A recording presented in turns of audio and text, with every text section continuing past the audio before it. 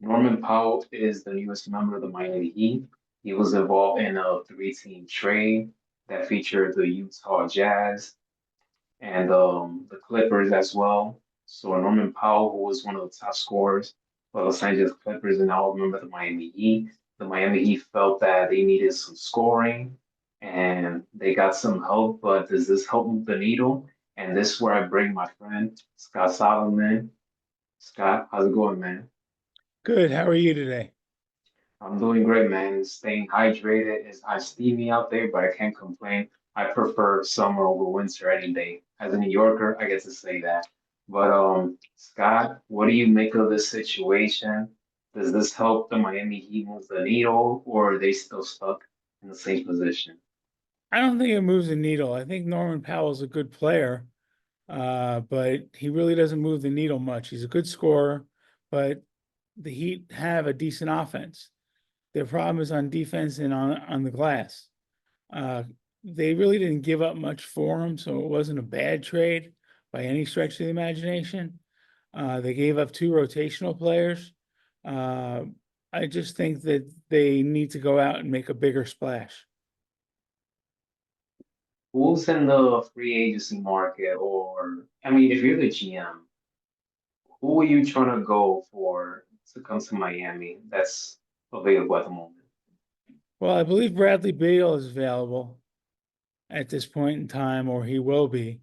And I think he would be a good free agent to pick up.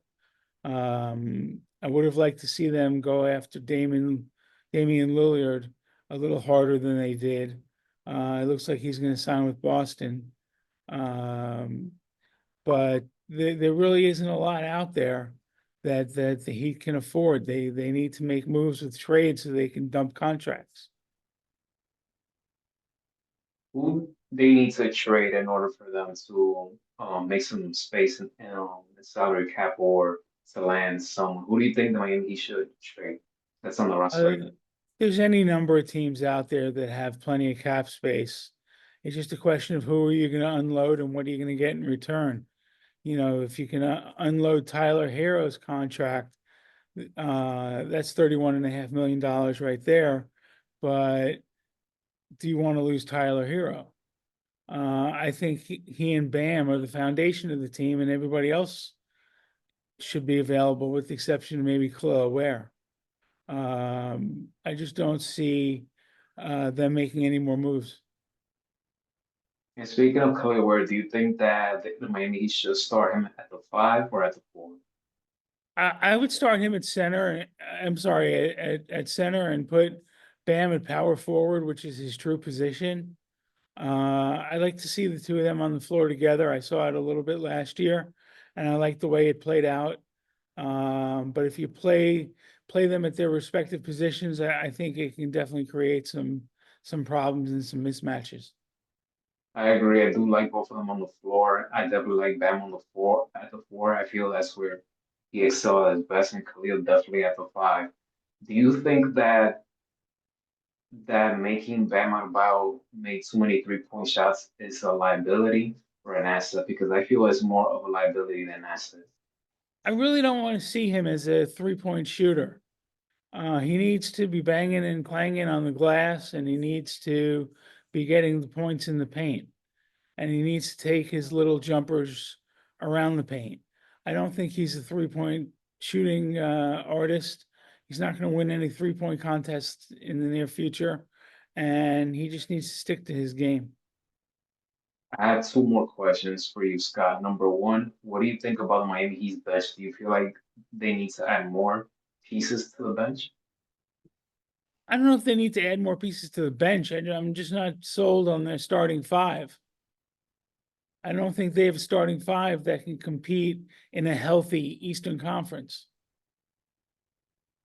Right, last but not least, Pat Riley has been the architect since 1995. The man is 80 years old, and we have to start thinking about who can be the successor in the position that he's in. Who do you think, and you can mention at least top three or top five names, anyone that comes into your mind that could potentially replace him in the future? Well, the natural pick is Andy Ellisberg, who's been there since day one. He's probably Pat's right hand. He probably does most of the work and Pat just signs off on it and takes the credit or the blame. But I think Andy's next in line. I think he earned it. Aside from Andy, who else in the Miami organization that you feel that they have potential to climb up the ladder? Climb up the ladder. I don't know if there's anybody within the organization. I think you might have to go outside the organization and get like a Brad Stevens kind of guy, somebody who might be a little on the younger side, to be able to uh, handle the day-to-day operations of the Miami Heat.